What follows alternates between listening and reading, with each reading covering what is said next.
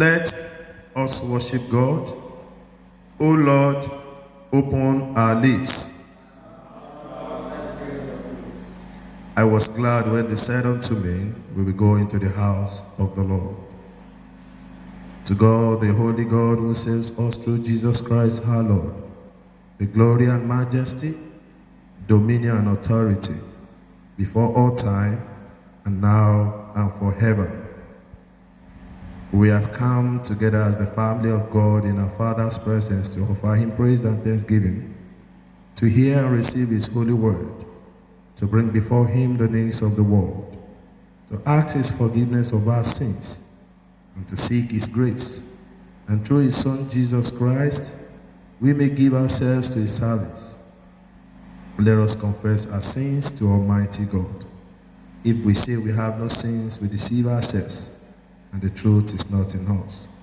Please, let's go all on our knees as we examine ourselves before God. Let us confess our sins together. Almighty God, our Heavenly Father, we have sinned against you and against our neighbors in thoughts and word and deed, through negligence, through weakness, through our own deliberate faults. We are truly sorry and repent of all our sins for the sake of your Son, Jesus Christ, who died for us. Forgive us all that is past, and grant that we may serve you in newness of life, to the glory of your name. Amen. Almighty God, who forgives all who truly repent, have mercy upon you, pardon and deliver you from all your sins, confirm and strengthen you in all goodness, and keep you in life eternal, through Jesus Christ our Lord. Please rise for Gloria. Glory to the Father, and to the Son, and to the Holy Spirit, as it was in the beginning, is now, and shall be forever. Amen. Psalm 50, verse 1 to 10, to be taken in an alternate order. Psalm 50, 1 to 10, to be taken in an alternate order. The Lord our God, the mighty one, has spoken, and summoned the earth from the rising of the sun to its settings in the west.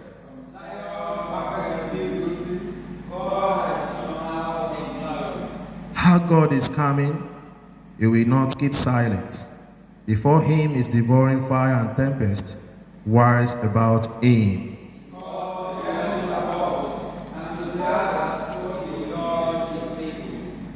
Grant to me, my faithful ones, those who by sacrifice made a covenant with me.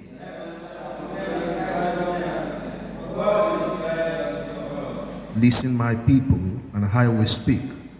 O Israel, I am God your God, and I will give my testimony.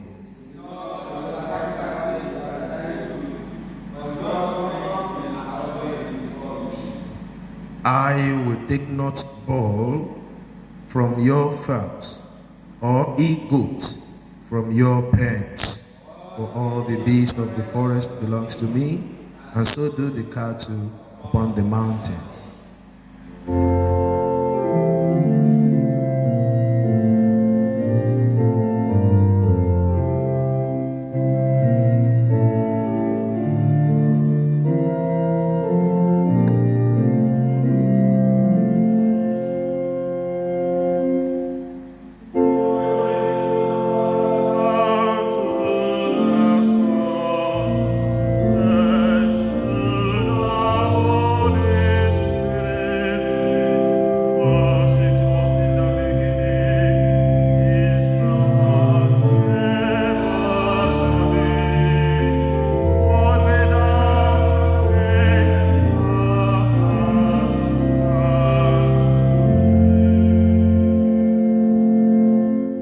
Please sit. The first lesson is taken from the book Leviticus, chapter 19. Commence reading from verse 23. Leviticus chapter 19, we commence reading from verse 33. And if a stranger sojourn with thee in your land, ye shall not vex him. But the stranger that dwelleth with you shall be unto you as one born among you, and thou shalt love him as thyself. For ye were strangers in the land of Egypt. I am the Lord your God. Ye shall do no unrighteousness in judgment, in meteyard, in weight, or in measure. Just balances, just weights, a just ephah, and a just hin shall ye have. I am the Lord your God, which brought you out of the land of Egypt. Therefore shall ye observe all my statutes and all my judgments, and do them. I am the Lord. This is the word of God.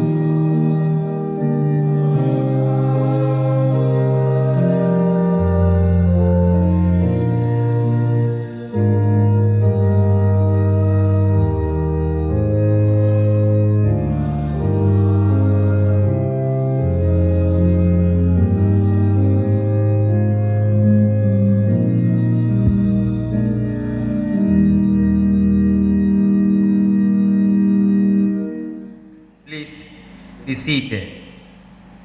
The second lesson is taken from the Gospel as recorded by St. Luke, chapter 10, beginning to read from verse 25. Luke chapter 10, from verse 25. And behold, a certain lawyer stood up and tempted him, saying, Master, what shall I do to inherit eternal life? He said unto him, What is written in the law? How readest thou? And he answering said, Thou shalt love the Lord your God with all thy heart, and with all thy soul, and with all thy strength, and with all thy mind, and thy neighbor as thyself. And he said unto him, Thou hast answered right. This do, and thou shalt live. For he, willing to justify himself, said unto Jesus, And who is my neighbor? And Jesus answering said, A certain man went down from Jerusalem to Jericho, and fell among thieves, which stripped him of his raiment, and wounded him, and departed, leaving him half dead. And by chance there came down a certain priest that way, and when he saw him, he passed by on the other side. And likewise a Levite, when he was at the place, came and looked on him, and passed by on the other side. But a certain Samaritan, as he journeyed, came where he was, and when he saw him, he had compassion on him, and went to him, and bound up his wounds, pouring in oil and wine, and set him on his own beast, and brought him to an inn, and took care of him. And on the morrow, when he departed, he took out 2 pence, and gave them to the host, and said unto him, Take care of him, And whatsoever thou spendest more, when I come again, I will repay thee. Which now of these three thinkest thou was neighbor unto him that fell among the thieves? And he said, He that shewed mercy on him. Then said Jesus unto him, Go and do thou likewise. This is the word of the Lord.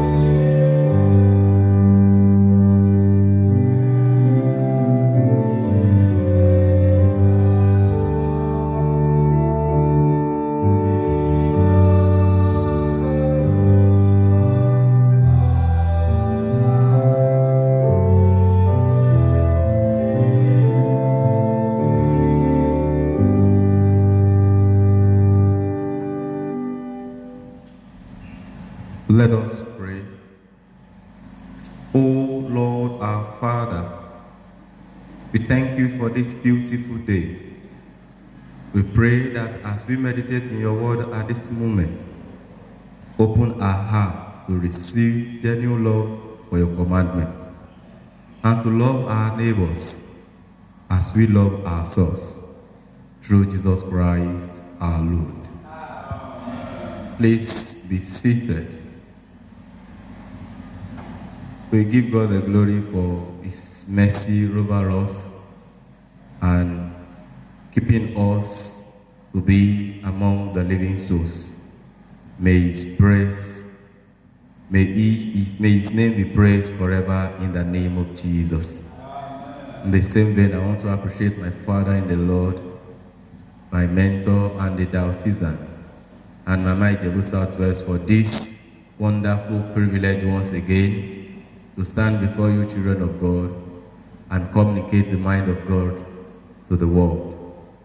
My Lord, it is my prayer that you will never diminish in the name of Jesus. And the Lord will continue to strengthen your episcopacy in Jesus' name. Thank you very much, sir. I'm very grateful. For the teacher of the law wanted to justify himself. So he asked Jesus, who is my neighbor? Luke chapter 10, verses 29.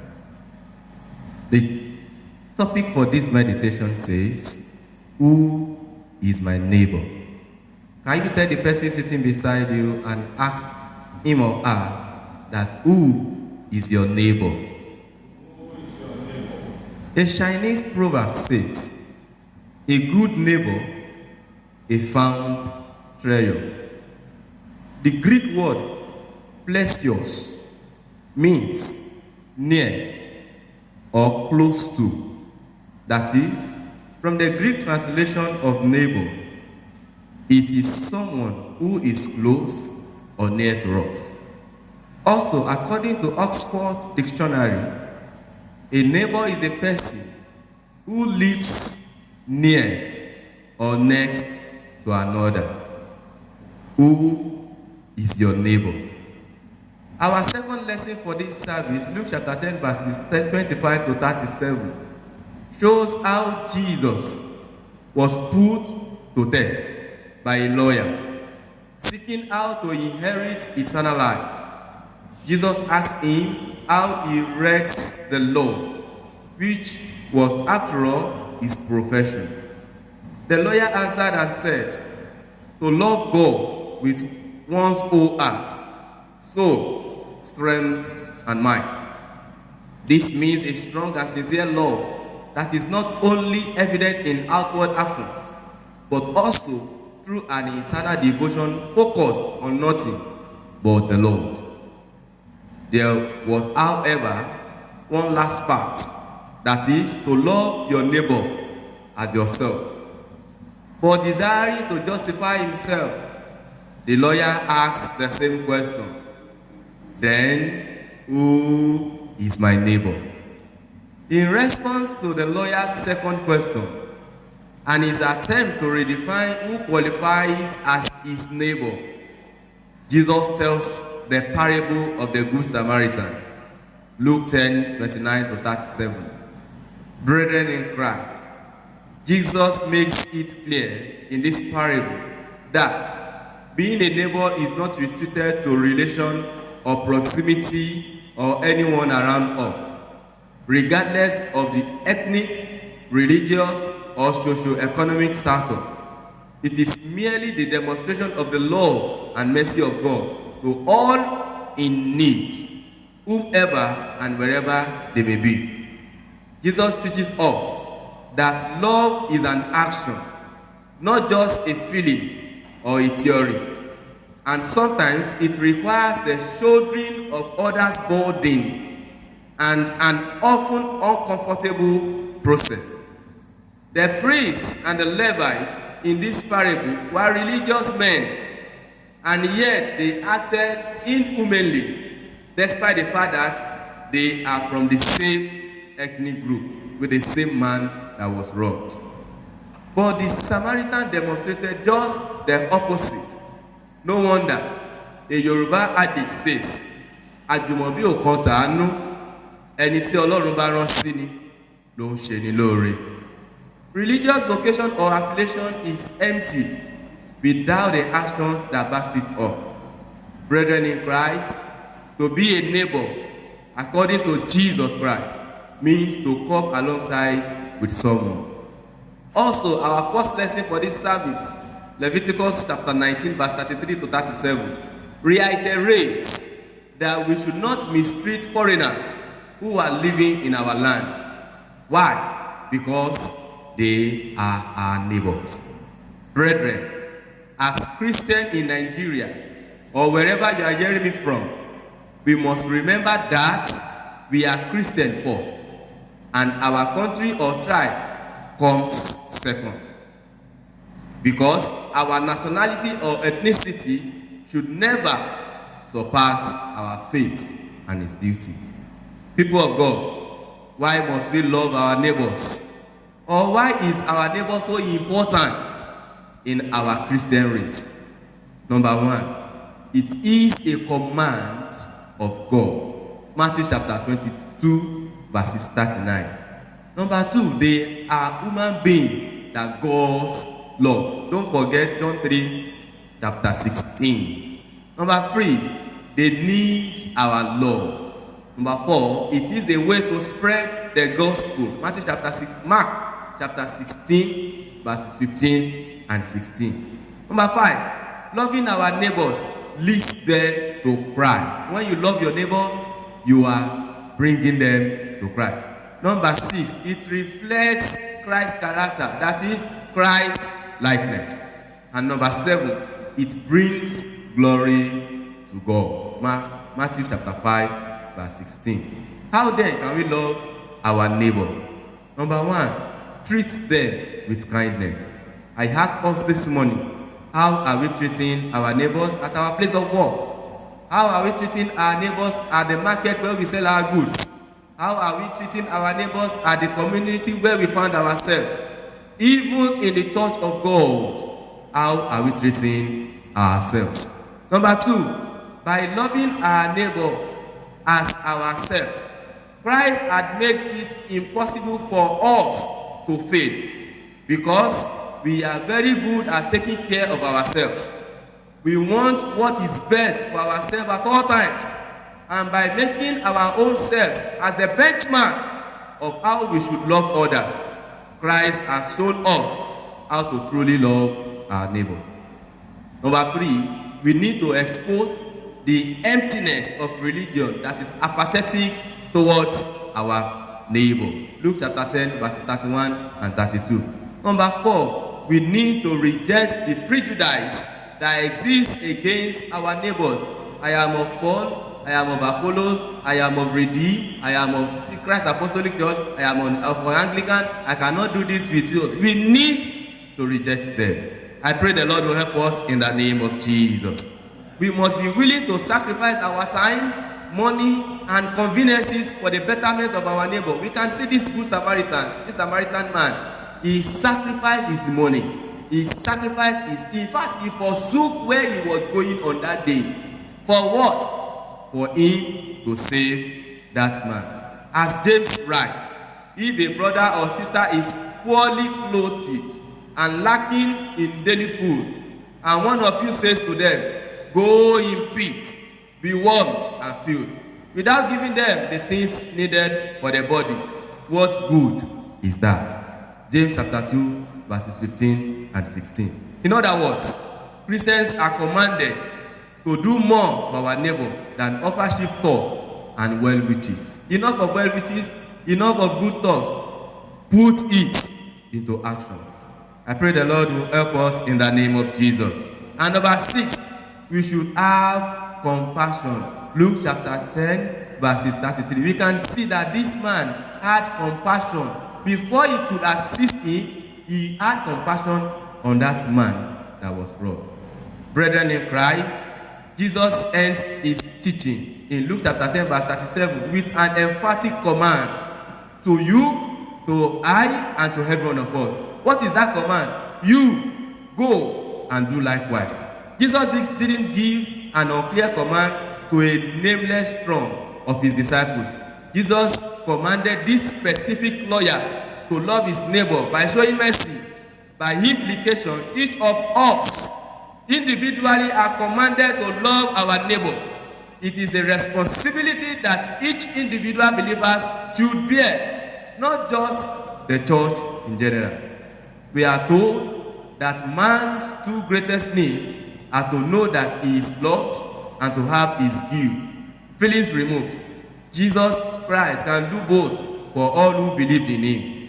To come to Christ is to have him take away the guilt and penalty of sins, and to have the everlasting love of God become a reality.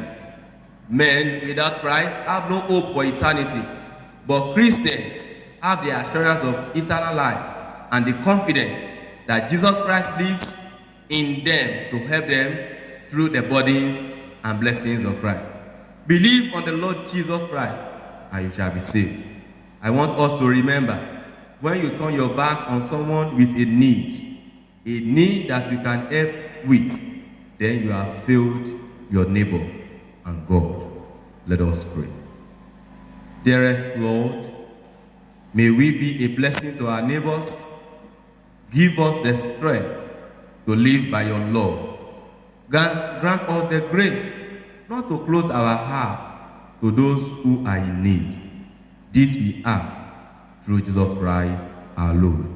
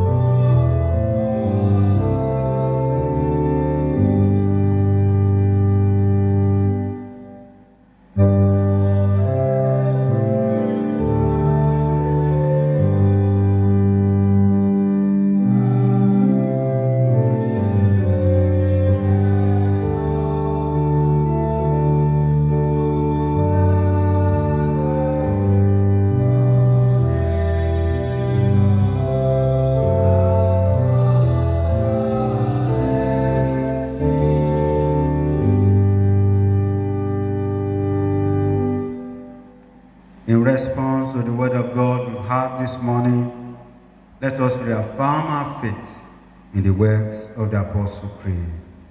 I believe in God, the Father Almighty, creator of heaven and earth, and in Jesus Christ, his only Son, our Lord. He was conceived by the power of the Holy Spirit and born of the Virgin Mary. He suffered under Pontius Pilate, was crucified, dead, and buried.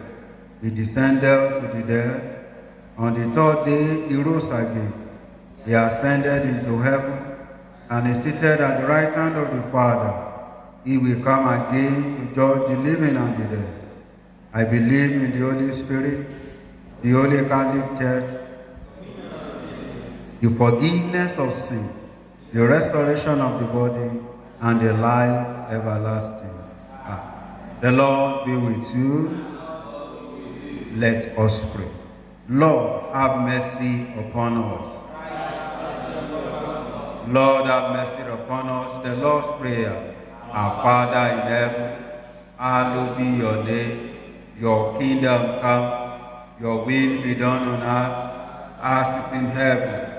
Give us today our daily bread, and forgive us our sins as we forgive those who sin against us. And lead us not to temptation, but deliver us from evil. Amen. O Lord, show your mercy upon us. O Lord, guide and defend our rulers. Endue your ministers with righteousness. O Lord, save your people. Give peace in our time, O Lord. O God, make clean our hearts within us.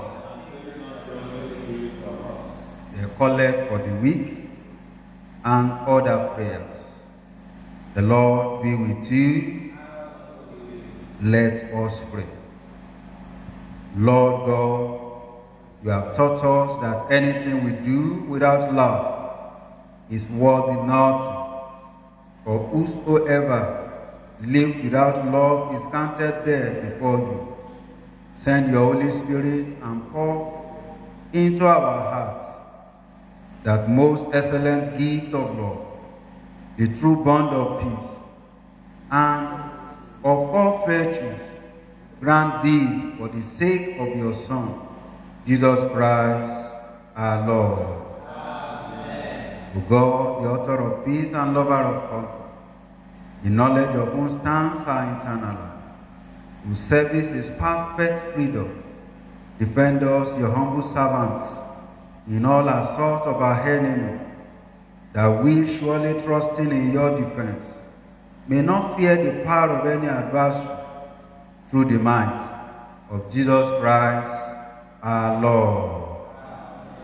O Lord, our heavenly Father, almighty and everlasting God, who has safely brought us to the beginning of this day, defend us in the same with your mighty power, and grant that this day we fall into no sin, neither run into any kind of danger, but that all our doings may be ordered by your governance, to do always what is righteous in your sight, through Jesus Christ, our Lord. Amen.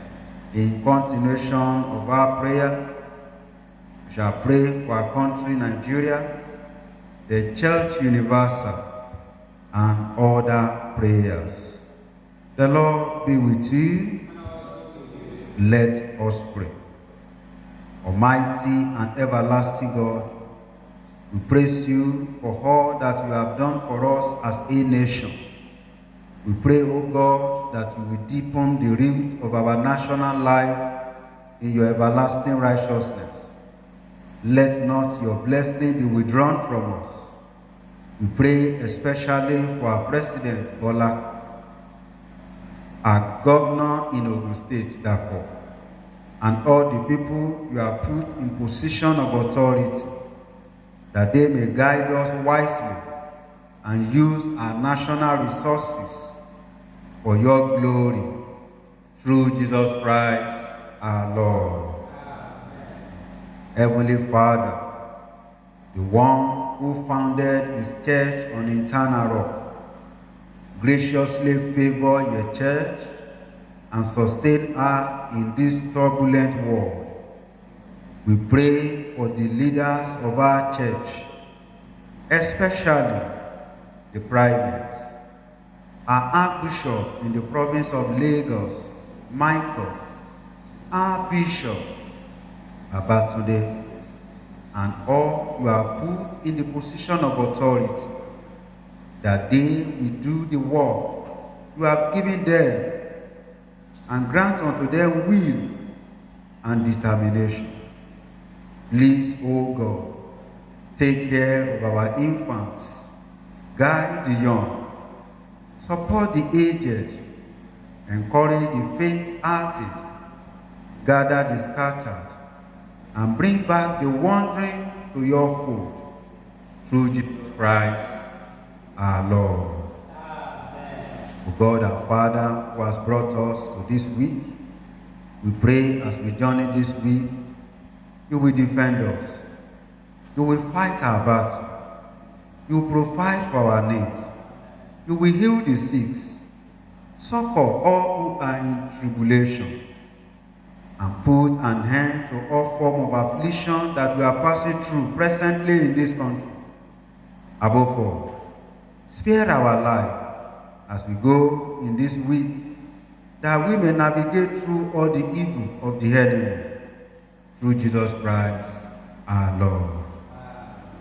Beloved, let's commit our way to the hands of the Lord as we go this week. As we heard in the second lesson we read, pray that you will not be wounded in your journey this week. Commit all you have brought to this week to the able hands of the Lord, who is able to keep and preserve it. Present your request before Him. Let's begin to bring our prayer to a close. Lord, in your mercy, Almighty God, you have given us grace to bring before you with one accord our common supplications. And you promise that when 2 or 3 gather together in your name, you will grant their requests. Fulfill now, O Lord, the desire and petition of your servants, as may be most expedient for them, granting us in this world knowledge of your truth, and in the world to come, the fullness of eternal life. Amen. As one family in Christ, let's say the prayer of grace together. The grace of our Lord Jesus Christ, and the love of God, and the fellowship of the Holy Spirit be with us all evermore. Amen.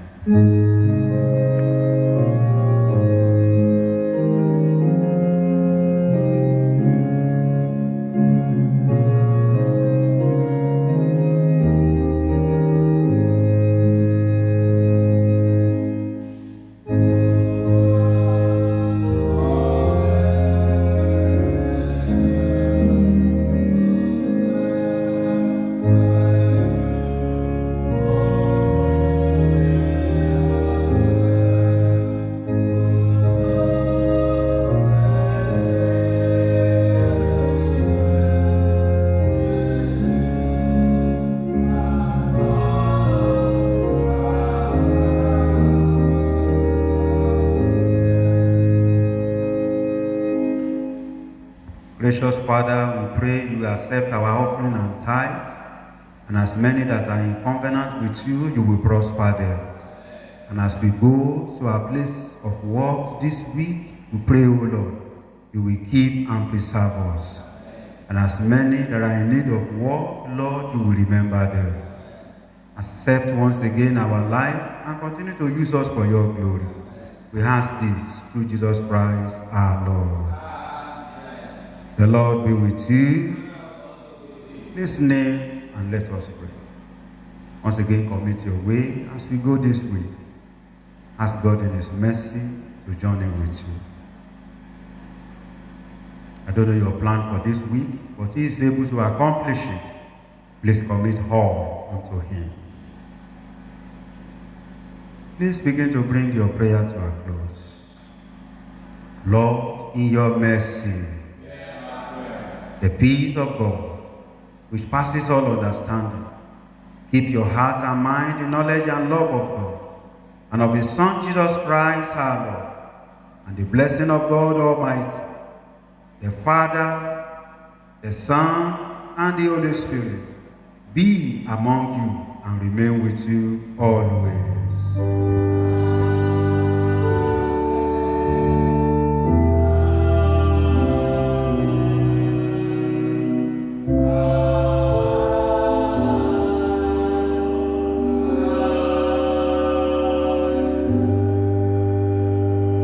Please let's rise as we take our diocesan passage. 1 Corinthians chapter 1, verse 18.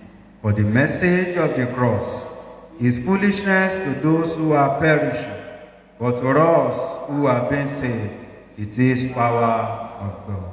No cross, no cross, no cross.